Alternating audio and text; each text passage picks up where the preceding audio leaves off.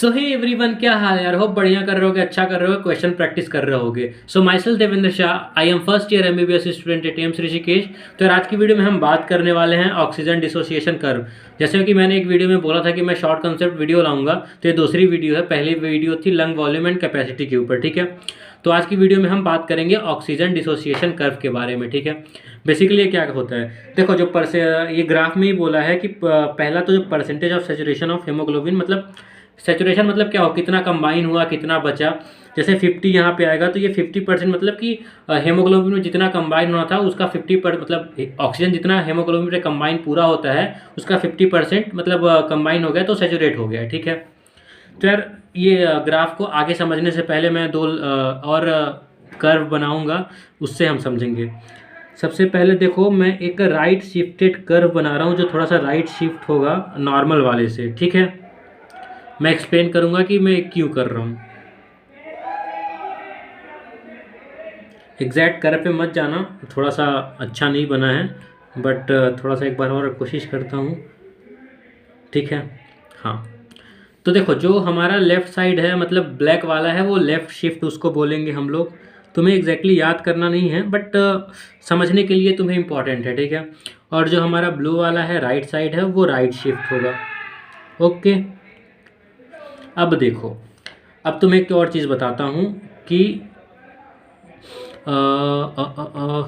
तो देखो तुम, ओके। देखो जो P50 की वैल्यू है ये वाली कुछ यहाँ होने वाली है P50, ओके। और ये ब्लैक वाले के लिए मतलब लेफ़्ट वाले के लिए, नॉर्मल वाले के लिए ये, और इसके लिए ये। इसको हम पार्शियल प्रेशर ऑफ ऑक्सीजन के ऊपर मतलब प्लॉट करने की कोशिश करेंगे। तो करीब ये यहाँ आएगा और ये वाला जो है अपना यहाँ आएगा और लेफ़्ट वाला आएगा करीब इधर। तो लेफ़्ट वाला आ रहा है हमारा 15-20 के बीच में, और जो नॉर्मल वाला है वो 25-30 के बीच में है, जिसकी वैल्यू होती है 27। बट तुम्हें इस लेवल पे याद करने की ज़रूरत नहीं है, बट याद है तो अच्छी बात है, ठीक है। अब जो राइट शिफ्टेड है उसकी वैल्यू 35 से 40 के बीच में, ठीक है। अब इसका क्या मतलब हुआ, देखो मतलब 50% कंबाइन करने के लिए तुम्हें कितना प्रेशर लगाना पड़ रहा है, मतलब कितना प्रेशर रिक्वायर्ड हो रही है। तो जो नॉर्मल है वो 27 लग रही है, जो लेफ़्ट शिफ्टेड है उसमें 15 मतलब मान लो 17 लग रही है, ठीक है, मतलब कम प्रेशर लग रहा है। और जो राइट शिफ्टेड है उसमें समझ लो 37 लग रहा है, इतना लग रहा है। तो इससे क्या देखने को मिल रहा है कि कम मेहनत करके हम मतलब जल्दी कंबाइन कर रहे हैं किसमें, लेफ़्ट शिफ्टेड में, और ज़्यादा मेहनत लग रहा है उतना ही कंबाइन करने के लिए उसमें राइट शिफ्टेड में, ठीक है। नॉर्मल वाला तो नॉर्मल है, ठीक है। तो अब लेफ़्ट शिफ्टेड का मतलब लेफ़्ट शिफ्ट मतलब एफिनिटी बढ़ जा रही है ऑक्सीजन की कंबाइन करने का, जो कंबाइन कर रहा है हेमोग्लोबिन से उसकी एफिनिटी बढ़ जा रही है, वो ज़्यादा अच्छे से कंबाइन कर पा रहा है, कम मेहनत करके कंबाइन कर पा रहा है। बट इसका अपोजिट हो रहा है राइट शिफ्टेड में, मतलब ज़्यादा मेहनत कर रहा है तब जाके कंबाइन कर रहा है। मतलब यहाँ पे उसको उसके अलग होने की चांसेस ज़्यादा है, क्यों, क्योंकि मतलब थोड़ा ज़्यादा मेहनत लगाना पड़ रहा है, इस वजह से अलग होने की चांसेस ज़्यादा हैं। बट जो लेफ्ट साइडेड में है वहाँ मतलब कंबाइन करने की एफिनिटी ज़्यादा है, ठीक है। तो इसी के साथ शुरुआत करते हैं कि जो राइट साइड है वो क्या है कि एफिनिटी बढ़ जा रही है ऑक्सीजन की कंबाइन करने की एफिनिटी है, तो इसकी डिक्रीज़ हो रही है राइट साइड वाले की। अगर मैंने इंक्रीज़ बोला तो उसके लिए सॉरी। और क्या हो रहा है यहाँ पे, देखो एफिनिटी डिक्रीज़ हो रही है, और ये डिक्रीज़ कहाँ होना चाहिए, मतलब तुम्हें ऐसा क्या लगता है कि वो कहाँ पे हो सकता है डिक्रीज़, मतलब हो रही है मतलब अलग अलग कहाँ होना चाहिए, ऑब्वियसली टिश्यू पे होना चाहिए। क्यों, क्योंकि टिश्यू को ऑक्सीजन की ज़रूरत होती है, तो वहाँ अलग होंगे तब जाके ऑक्सीजन टिश्यू को मिलेगा। तो ये टिश्यू पे होता है, ठीक है। कहाँ होता है, टिश्यू पे होता है। दूसरा चीज़ क्यों होता है, देखो टिश्यू में क्या होता है कि पार्शियल प्रेशर ऑफ ऑक्सीजन कितना होता है, याद है कि नहीं, ये तुम्हें याद करना है। कितना होता है, 40 mmHg होता है, ठीक है। ये तुम्हारा होता है, खैर मैं भी देख के बोल रहा हूँ क्योंकि कंफर्मेशन चाहिए। तो जो अपना डीऑक्सीजनेटेड होता है वो 40 होता है ये ऑक्सीजन के लिए, और PO2 होता है, PCO2 होता है 45। मतलब PO2 कम होता है, मतलब डिक्रीज हो जाता है नॉर्मल से, जो मतलब एल्वोलाई में होता है, और PCO2 क्या होता है, इंक्रीज कर जाता है। ये पहला कंडीशन हो गया, ये दूसरा कंडीशन हो गया, मतलब दोनों में से कोई भी हुआ तो चलेगा। क्यों, क्योंकि PCO2 अगर बढ़ रहा है तो PO2 डिक्रीज होगा, अगर उल्टा हो रहा है मतलब PO2 इंक्रीज हो रहा है तो PCO2 डिक्रीज होगा। तो दोनों वाइस वर्सा ऐसा समझ सकते हो, ठीक है। तो एक इंक्रीज होगा तो एक डिक्रीज होना ही होना है। अब अगर PCO2 बढ़ रहा है मतलब कार्बन डाइऑक्साइड बढ़ रहा है। अब कार्बन डाइऑक्साइड बढ़ रहा है तो एक रिएक्शन तुमने देखा ही होगा, CO2 प्लस H2O क्या देता है, H2CO3। अब ये H2CO3 क्या बनाता है, H प्लस बनाता है और HCO3 बनाता है। अब देखो CO2 अगर बढ़ रहा है तो क्या कराएगा, H भी बढ़ेगा। ओके, H भी बढ़ेगा। अब H बढ़ रहा है तो क्या हो रहा है, कंसंट्रेशन H की बढ़ रही है, मतलब एसिड ज़्यादा बढ़ रहा है, एसिडिटी बढ़ रही है, एसिडोसिस जो भी बोल सकते हो कि मतलब एसिड कैरेक्टर बढ़ रहा है। इसका क्या मतलब है, pH डिक्रीज कर रहा है। देखो दो कंडीशन हमने देखा, तीसरी कंडीशन क्या होगी, increase in H plus concentration, इसको अलग भी बोल सकते हो कि डिक्रीज इन pH, कोई अगर घुमा के दे तो तुम कर सकते हो, ठीक है। अब हम बात करेंगे लेफ्ट, तो तुम्हें ये देखो एक बार मैं थोड़ा सा समराइज कर दूं। राइट शिफ्ट में क्या होगा, एफिनिटी डिक्रीज हो जाएगी, मतलब वो डिक्रीज कब होगा, टिश्यू पे होना चाहिए, क्योंकि ऑक्सीजन अलग हो जाए उससे, हीमोग्लोबिन से, ताकि ऑक्सीजन टिश्यू को मिल जाए, ठीक है। PO2 यहाँ पे डिक्रीज करता है, ठीक है, और PCO2 इंक्रीज करेगा और H प्लस की कंसंट्रेशन भी इंक्रीज करेगी, बट pH डिक्रीज करेगा। ये तो तुम्हें फिजिक्स में केमिस्ट्री में पढ़ा ही होगा, सिंपल सा लॉजिक है।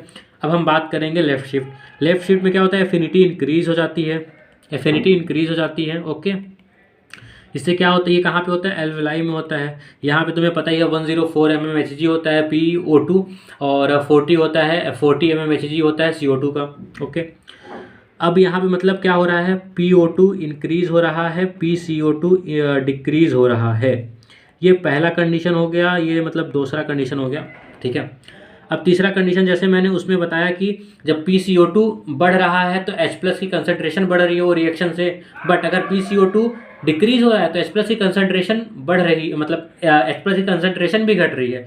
इसका मतलब H प्लस कंसंट्रेशन ऐसे लिखते तुम्हें पता ही होगा, डिक्रीज हो रही है, इसका मतलब pH इंक्रीज हो रहा है, ठीक है, सिंपल सा। तो तुम्हें लेफ्ट शिफ्ट राइट शिफ्ट तो याद नहीं रखना है, बस ये रखना है कि कहाँ पे उसकी मतलब डिसोसिएशन हो रहा है बेसिकली। तो तुम राइट शिफ्ट को याद रख सकते हो डिसोसिएशन के नाम पे, ठीक है। राइट शिफ्ट को याद कर लो डिसोसिएशन के नाम पे कि कब डिसोसिएट हो रहा है, लेफ्ट को मान लो कब एसोसिएट हो रहे हैं दोनों, ठीक है। एसोसिएशन या मतलब ऐसे मैंने समझने के लिए बोला है, इसके कुछ और भी टर्म में बोल दे तो कंफ्यूज मत होना, एसोसिएशन डिसोसिएशन। अब हम फटाक से एनसीईआरटी करेंगे, ठीक है। बात करते हैं ये सिंपल सिंपल जो कि तुम्हें पता होगा, इसको मैं इस पर डिटेल नहीं दूंगा। Haemoglobin is red colour, iron डेडा RBC, O2 can bind reversible. Reversibly क्यों बाइंड कर रहा है, क्योंकि देखो पहले एल्वलाई में बाइंड करता है और टिश्यू पे देना होगा, अगर इरिवर्सिबल बाइंड करेगा तो वो देगा कैसे, इसलिए रिवर्सिबली बाइंड करता है ताकि टिश्यू पे दे पाए, ठीक है। टू फॉर्म ऑक्सी हेमोग्लोबिन, ठीक है, ऑक्सी हेमोग्लोबिन। अब देखो अगर कार्बन डाइऑक्साइड अगर बाइंड कर रहा है हेमोग्लोबिन से तो उसको बोलेंगे कार्बामीनो हेमोग्लोबिन, ये तुम्हें दिया होगा एनसीईआरटी में दिया है, ठीक है। अब अगर CO कार्बन मोनोऑक्साइड बाइंड कर रहा है तो उसको बोलेंगे कार्बोक्सी हेमोग्लोबिन। तो दोनों में कंफ्यूज मत होना कि CO2 भी आ रहा है तो भी कार्बोक्सी होगा, ऐसा नहीं, कार्बामीनो होता है। ओके, अब दिया है each haemoglobin molecule can carry maximum 4 molecule of O2। तो एक दूसरा क्वेश्चन इससे बन सकता है, मतलब घुमा के कि कितने एटम, तो ऐसे कन्फ्यूजन के लिए देगा 8 एटम ऑफ ऑक्सीजन, ऐसे, ठीक है। तो कंफ्यूज मत होना, 8 एटम या 4 मॉलिक्यूल एक ही है, क्योंकि O2 होता है तो एक मॉलिक्यूल में 2 एटम होते हैं। Binding of oxygen with haemoglobin primary जो मेन इंपॉर्टेंट है वो क्या है, partial pressure of oxygen, but partial pressure of CO2, hydrogen concentration and temperature other factor हैं जो कि इंटरफेयर करते हैं इसके बाइंडिंग। एक इंपॉर्टेंट कि सिग्मॉइड कर्व मिलता है एस शेप्ड, ये तुम्हें दिख रहा होगा ना, ये ऐसे जा रहा है, देखो ये ऐसे जा रहा है करीब कुछ ऐसा एस शेप्ड, एग्जैक्टली एस तुम्हें नहीं बट हल्का सा एस वाली फीलिंग आएगी, ऐसा कुछ, ठीक है। तो सिग्मॉइड शेप इसलिए हम इसको बोलते हैं। जब हम ग्राफ को मतलब ग्राफ बनाते हैं कि परसेंटेज सैचुरेशन ऑफ हीमोग्लोबिन और प्लॉटेड अगेंस्ट PO2, ये भी देख लेना कि एक्स एक्सिस पे क्या है, एक्स एक्सिस पे है पार्शियल प्रेशर ऑफ ऑक्सीजन और वाई एक्सिस पे है परसेंटेज सैचुरेशन ऑफ हीमोग्लोबिन, ठीक है। ये इंपॉर्टेंट है, मतलब अगर डायरेक्ट ग्राफ पे क्वेश्चन आ गया तो तुम्हारे लिए इंपॉर्टेंट है, ठीक है। और इस कर्व को क्या बोलते हैं, ऑक्सीजन डिसोसिएशन कर्व। ये क्या पता डायरेक्ट तुमको ग्राफ दिखा दे, बोले इस कर्व का क्या नाम है, तो कर सकते हो। एंड ये यूज़फुल होता है इफेक्ट ऑफ फैक्टर, ये सब बाकी जो फैक्टर्स है उनका क्या मतलब इफेक्ट है उन पे, वो करने के लिए, किस चीज़ के लिए, बाइंडिंग ऑफ CO2। जैसे मैंने बोला कि यहाँ एसोसिएशन के बदले तुम बाइंडिंग भी बोल सकते हो, कि अलग अलग टर्म दे सकता है, ठीक है। ओके, अब देखो बात कर रहे हैं एल्वेलाई की। एल्वेलाई में क्या हो रहा है, एसोसिएशन हो रहा है, बाइंडिंग हो रहा है। तो हाई PO2 चाहिए, लो PCO2 चाहिए और लेस S कंसनट्रेशन चाहिए एंड लो टेम्परेचर भी चाहिए। टेम्परेचर को तुम याद रख लेना, लो टेम्परेचर चाहिए होता है। और ये फेवरेबल होते हैं condition formation of oxy haemoglobin. Where अगर टिश्यू की बात करें तो लो PO2 और हाई PO2, लो PO2 हाई PCO2 और हाई H+ मतलब कि डिक्रीज इन pH, ठीक है, मतलब एसिडिक कंसनट्रेशन या एसिडिक वाला nature. And higher temperature, temperature भी ज़्यादा चाहिए होगा। जो भी देखो एक का याद कर लोगे तो उसका अपोजिट वाला वो हो जाएगा। Okay, this condition are favourable for dissociation of ये ओके, ठीक है, सिंपल सा। अब तुमको बात करते हैं जो कि 100 ml कितना ऑक्सीजन डिलीवर कर रहा है। ये 5 ml डिलीवरी की बात हो रही है, ना कि टोटल कंबाइन मतलब कितना कैरी कर रहा है। टोटल जो हेमोग्लोबिन होता है ना वो 20 ml ऑफ ऑक्सीजन कैरी करता है, याद रखना, ठीक है। बट अगर कितना डिलीवर करता है टिश्यू को नॉर्मल फिजियोलॉजिकल कंडीशन में तो 5 ml होता है। ओके, तो यार सिंपल सा कंसेप्ट था, तो मैंने जितना शॉर्ट में हो सका उतना समझाने की कोशिश की है और आई होप तुम्हें समझ आ गया होगा।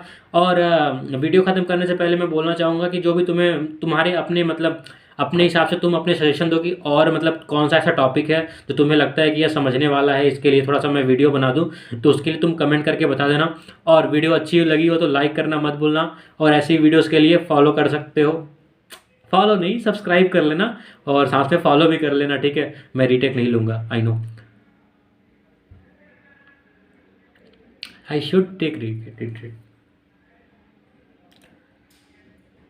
तो यार इसी के साथ आज की वीडियो हम ख़त्म करते हैं। आई होप कि तुम्हें समझ आ गया होगा। मैंने जितना शॉर्ट हो सका उतने में कंप्लीट करने की कोशिश की है ताकि तुम्हारा टाइम थोड़ा कम वेस्ट हो। और वीडियो ख़त्म करने से पहले मैं तुमसे कुछ बोलना चाहूँगा कि अगर तुम मतलब तुम्हें भी मतलब कुछ आइडिया होगा कि क्या तुम्हें लग रहा है। सो आज की वीडियो के लिए बस इतना ही यार। मैंने जितना शॉर्ट में हो सका उतना इस कंसेप्ट को समझाने की कोशिश की है ताकि तुम्हारा टाइम भी वेस्ट ना हो। और वीडियो खत्म होने से पहले मैं तुमको बोलूँगा कि कमेंट करके ज़रूर बताना कि और ऐसा कौन सा टॉपिक है जो तुम्हें समझने में दिक्कत होती है या मतलब मेजॉरिटी को समझने में दिक्कत आती है, कि मतलब जो नॉर्मल कॉमन टॉपिक हो सबका, तो वो समझने के लिए बताना, वो कमेंट कर देना। और मैं जो अपने हिसाब से मुझे लगते हैं कि ये समझने वाली चीज़ें हैं उन पर वीडियो बनाता रहूँगा। और वीडियो अच्छी लगी हो तो लाइक कर देना और चैनल को सब्सक्राइब नहीं किया तो कर लेना। और अगर जो भी डाउट हो तो टेलीग्राम पे तुम कर सकते हो, वहाँ पे मैं इसके नोट्स भी अपलोड कर दूंगा और पहले के कुछ शॉर्ट नोट्स अपलोड किए वो तुम्हें मिल जाएंगे, फार्मूला नोट भी मिल जाएगा। और अगर इंस्टाग्राम पे हो, अगर डिस्ट्रैक्शन नहीं हो तो तुम वहाँ फॉलो कर सकते हो। तब तक के लिए बाय बाय, मिलते हैं नेक्स्ट वीडियो में।